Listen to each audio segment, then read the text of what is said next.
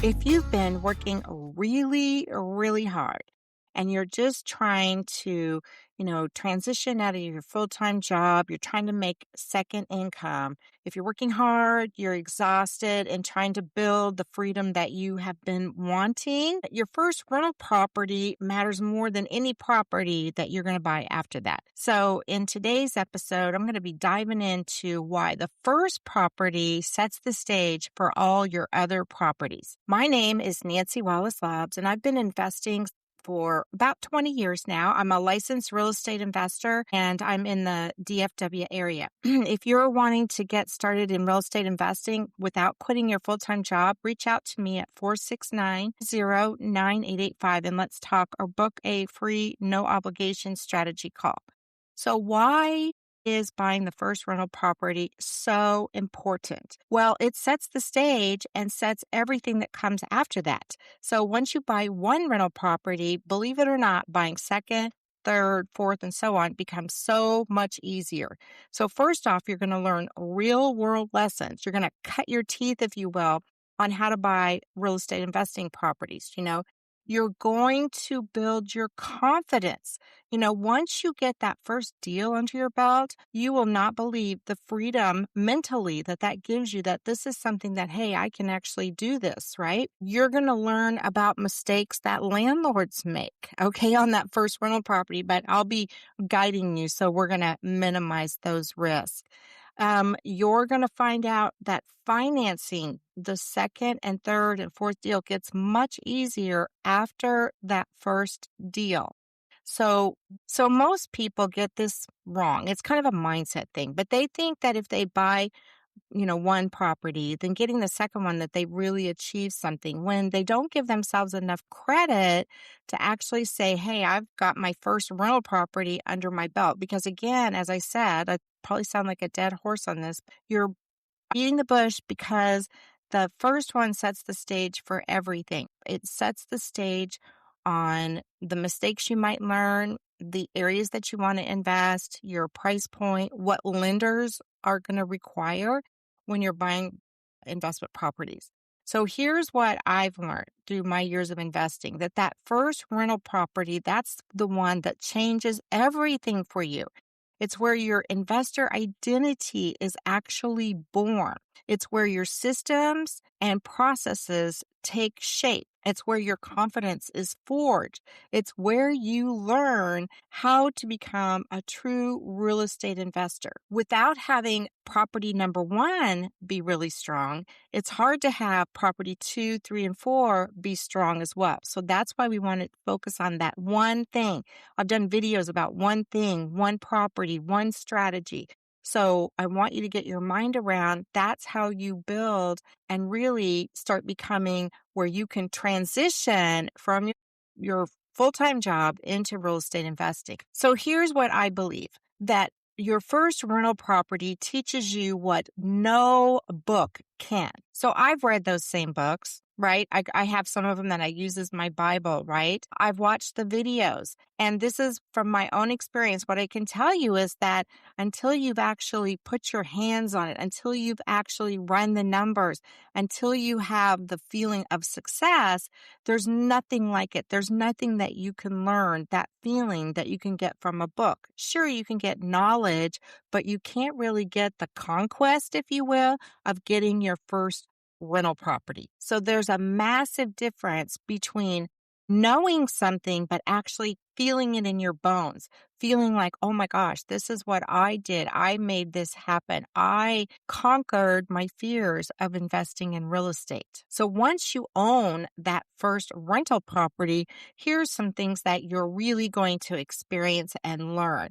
And we will be there every step of the way to help you. But one is tenant maintenance. One of the things that you're going to learn is about tenant communication, actually getting a good tenant in your property, right? So that's the first thing. Once you own the property, you get it cleaned up. I mean, obviously you bought the property because you wanted to make money. It's cash flow. You ran the numbers. So now you have to put a tenant in there that's going to pay rent. So you're going to learn about tenant communication. And then you're going to go into the maintenance realities. What does it actually take to maintain a rental property?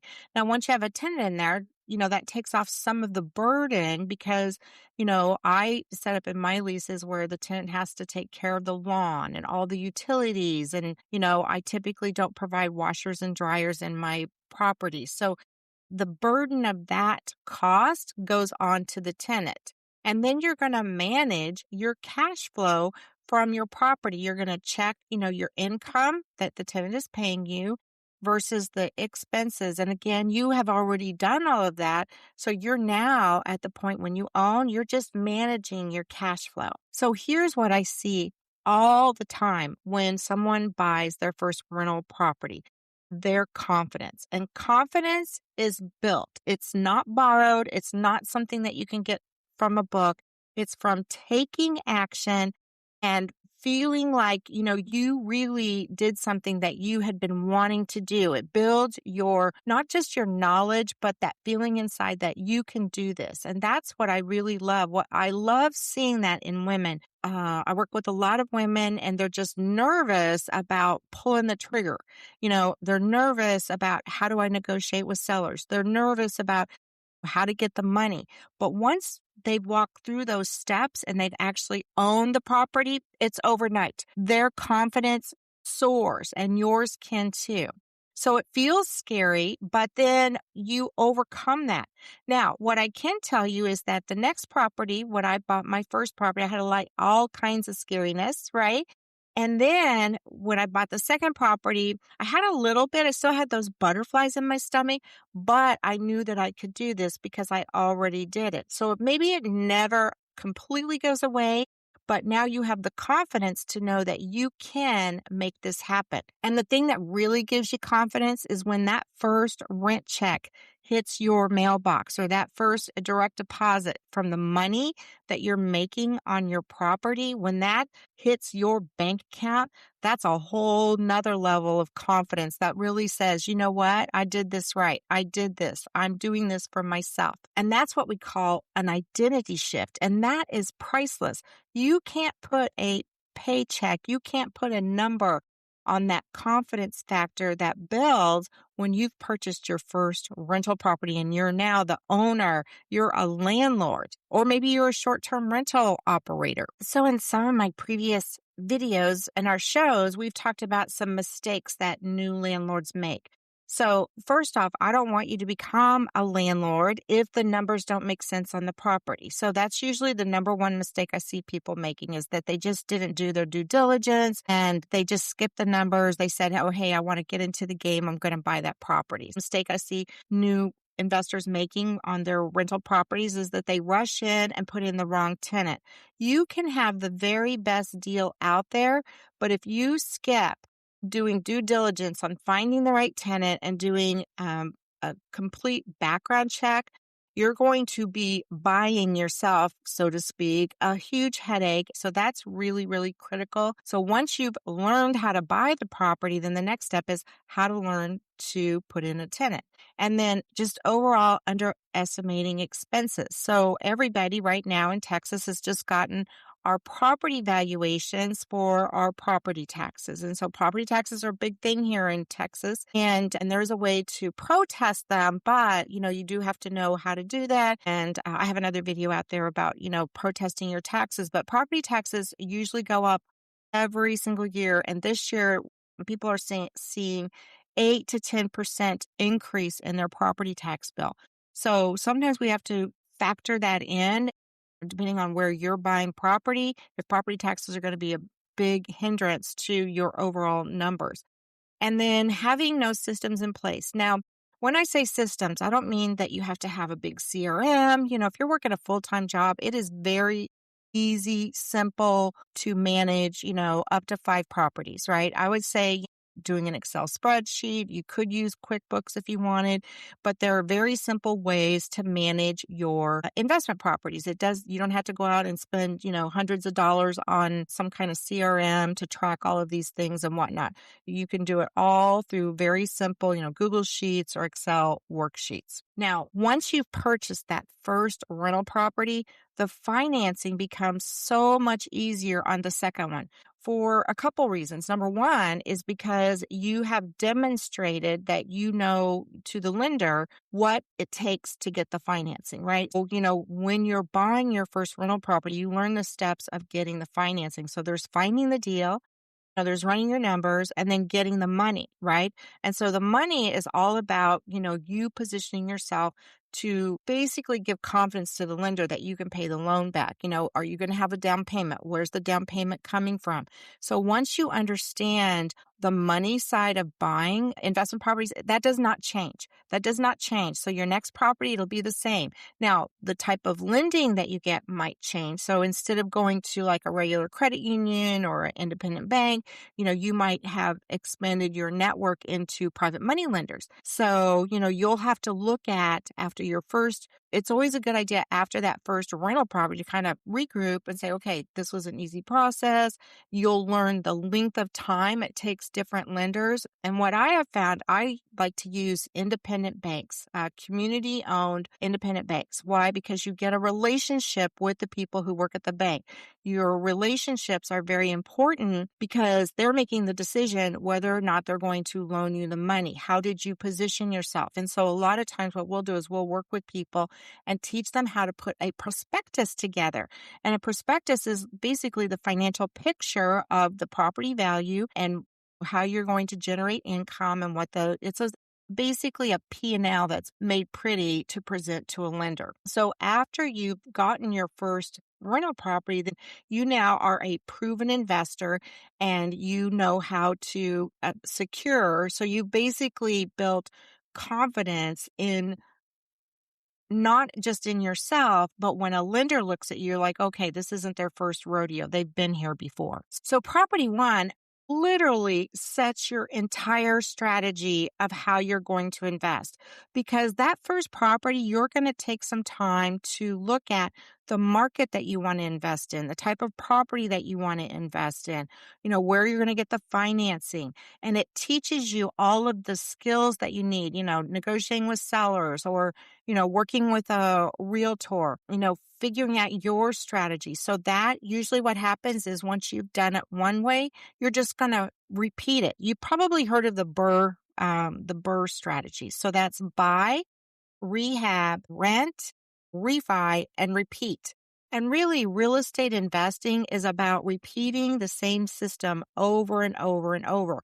You might expand or go into different kind of areas, different types of investing, whether it be multifamily, whether it be passive investing, but the steps and the strategy are always the same. You're always going to do your due diligence. You're always going to make sure you look at the numbers, right? And so you're going to follow kind of a formula. And so when you learn the first steps for your first rental property, that sets the stage for everything that follows. So what do you need to know before you buy your first rental property? Well, you need to know, are you ready? And what does that mean? Well, does it mean, do you have the skill set to analyze numbers, right? Can you just scratch it out? I've done different videos about how you can analyze a property in less than 15 minutes. You can look at a property, you can look at the numbers, the P&L, if you will, the profit and loss statements, and find out, does this property make sense as a rental property? Does this property make sense for me to buy? Is it in a good area? Is it going to have appreciation, cash flow, all of those things? So first off, are you ready with your analytical skills? And then the second one is trusting the numbers, not the fear. The fear, if you've never done this before, it's like anything. If you didn't know how to swim or you didn't know how to drive a car, you would be fearful to get in the water or get behind that wheel because you just don't know what you don't know. So until you take those steps, and you can take baby steps, you don't have to jump in and hope that you float, right? You're going to analyze, like if the water was very, very choppy and you didn't know how to swim, you're not going to jump in without a life vest, right? So think of real estate investing as, you have to have a certain skill set before you can jump in. Then that skill set is about analyzing the numbers and analyzing the property to make sure that it's going to be a good deal. And then, you do not have to do this alone. In fact, it's better that you don't. You want to make sure that you can work with someone that you trust that will guide you. And that's why we started Money Making Mamas, my daughter and I. We just said, you know what? There's a gap there for women about how, without spending tens of thousands of dollars to find out. And sometimes you spend tens of thousands of dollars and you still don't know how to buy a rental property, which we work with people like that all the time. But you have to have a team, right? And that team is like a trusted mentor. That team is, could be a property manager. It's your lender. It's the handyman. It's the inspection guy. It's all the people that are going to help you secure that first rental property. Because remember, you're building a process and a system so that you can continue to build on that. And what you're really doing is you're defining your clarity around real estate investing. I tell women this all the time, and you guys too. I tell you this, you don't have to quit your day job. I didn't, and my daughter didn't. We started because it's very hard to just, quit. I mean, we all need to pay our bills, right? And I think most people that are watching my videos, they're not independently wealthy, or they would just be going out there and buy. They don't, it's like, Nancy, I don't really care. I can just go out and afford to make any mistakes I want. Right? So what I'm saying to you is that, real estate investing is much easier than people make it sound. It is a system. It's about you getting clear. So having a strategy, being clear and defining your goals, finding your area, defining your markets, and working with people that you can trust to kind of help you guide you. Because once you learn the skills, you'll be able to just repeat it over and over as many times as you want. And as I've said in prior videos, you don't need 20 properties to really build a lot of wealth. You can own one property will change your entire wealth system, right? Your whole income. You might not be able to quit your day job from one rental property, but you will start to see a shift in your income, in your shift in the way money works. You'll start to see that shift, and it just happens. I don't want to say it's magical, because you do put a lot of work behind learning how to buy your first rental property, but the changes that happen, you have to experience. And the only way you can experience is by taking action.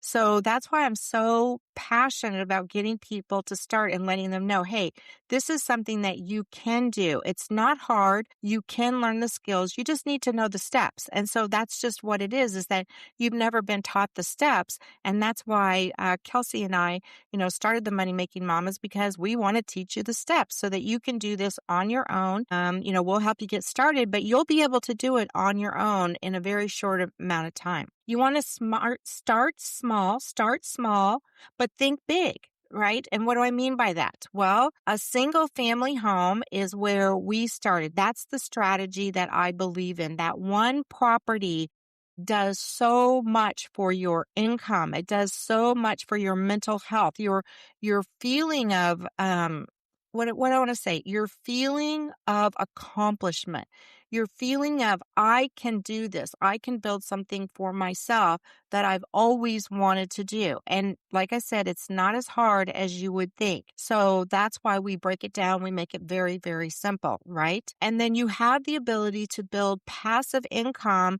You can still, no one's saying you have to quit your job, right? In fact, if you love your job, stay there, right? That's what you should do. You should stay in your job, but build the second income, because when you rely on a paycheck, you are not in control of your destiny, if you will, because the employer could shut down, you could get hurt, you could get laid off, a whole lot of things could happen.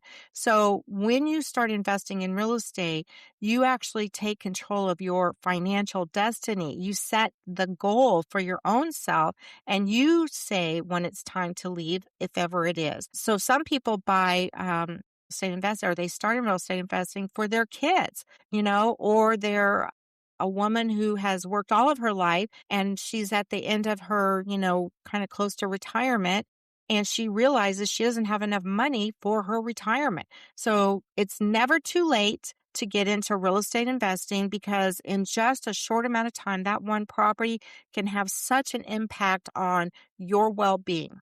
Because when you are clear on what you're trying to achieve, that just gives you a goal. It gives you direction, and you're not, all over the place. I have seen people just transform their lives just by taking the small steps that I've talked about today, like learning, how to analyze a property. That's the very first thing. Learning how tenant communication works, learning how to take action, how to trust the numbers and know that that you will be okay, then that you can't let that fear stop you. You don't have to have perfect conditions. There's never the perfect time. As I said before, you're never too old. You're never too young. Okay, you do have to be 18 to execute a contract. But you have someone in your corner, Kelsey and I both, that have done this, where we have built it one brick at a time. We started with a strategy, the strategy that I'm talking about, the single family, buying a single family property, renting it out, and month over month, building that cash flow. So it's one simple step that you can start anytime when you feel ready. Now, we like to get people to start, as soon as they can. As soon as we want to make it as easy as you can. So the first thing people ask me, I think probably the number one question I get asked, besides where's the money, is how do I find a deal? And you know what? Deals are everywhere. They're everywhere. Every day there are deals out there. So when people tell me they're waiting for the perfect market, they're waiting for a buyer's market, seller's market, I'm like, you don't have to wait for any of those markets, because if you know where to look, you can find deals every single day. And I do. I find deals every single day. So to make it easy, we have a free guide. We want you to download it. The link is below in the description. And it's basically something simple called finding the deals you're already missing, because you don't even know you're looking at deals right in the face. So it goes over our proven framework of how we find deals and has some seller scripts in there. We talk about specific markets that you might want to look in, and only you can decide that. So you have to kind of figure out your goals so I'm going to give you, I call it my buy box, right? So my buy box is 3-bedroom, 2 baths, about 1,500 square feet. I like a corner lot, no pool. That's my buy criteria. I throw in some other ones, but that's kind of the basic criteria. So those are the properties that I look for, because those rent all day long. I can buy them pretty much in any neighborhood and they'll rent all day long. And I like the smaller properties around 1,500, because the repairs, if you have a 4,000 square foot home, the repairs on a foundation are going to be, about 3 times higher than on a 1,500 square foot home. So that's one of the reasons I go for the smaller homes. So this is a free resource that you can get right now. So go ahead and just click that download button and you can get that. You can also reach out and schedule a call with me at 469-430-9, or any number of ways to get in touch with us. And it's all down in the description below. Now, I do want to talk to you about what should you do next, right? So I just did a video and I want you to watch it here. And it's about how, should you be buying a rental property in 2026, right? And once you've watched that, then you can watch the other one that's about how much money do I need, because it's not about the money. It's about how you structure it. So if you're ready to find your first deal, then here's what I encourage you to do. Number one, download our free guide to help you start looking at where you can find deals. Number two, book a strategy call with myself, and you can reach out at 469-430. Follow up with any one of our episodes about how much money do you need, or what are the 3 numbers that you need to know. So we have a series that you can follow to get more information. And then check us out, share, and drop a comment, because I'd love to hear your feedback and what is it that is stopping you from investing in real estate. So thanks so much, and I'll see you in the next episode.